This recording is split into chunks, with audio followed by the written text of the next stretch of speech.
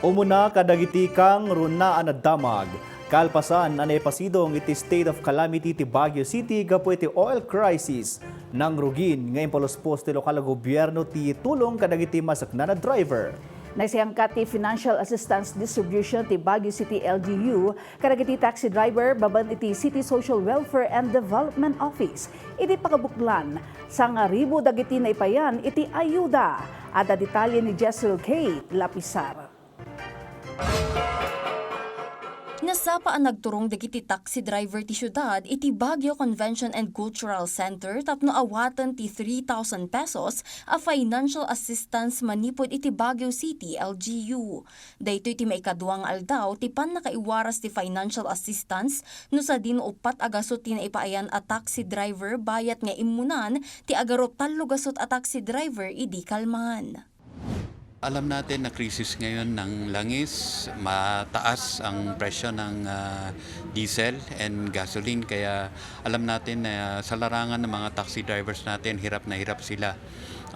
Konti na lang naiuwi nila sa kanilang mga pamilya. Dakkel at tulong ti financial assistance kadagiti taxi driver akas kani Manong Rolando. Kinunana nga iti uneg ti 35 atawon na kas taxi driver daytoy ti kadagsenan a panawon kadakwada. Mas malala to kaysa sa pandemic. Bigat sa malaki ang nawala. Yung ang pag nagkarga ka ng 4,000 sa tangke, parang hinipa lang yung tangke. Nimat Manong Edmundo, ag-extend ti panagpasada tapnula ang mapalagaan ti epekto ti krisis ti lana. Maraming salamat po sa tulong ng City Government of Baguio. Dahil malaking bagay ito para kahit paano makatulong sa pang-araw-araw. Maibasar iti initial list ti City Social Welfare and Development Office, dumanon iti 1,537 a taxi driver ti maipaayan ti financial assistance.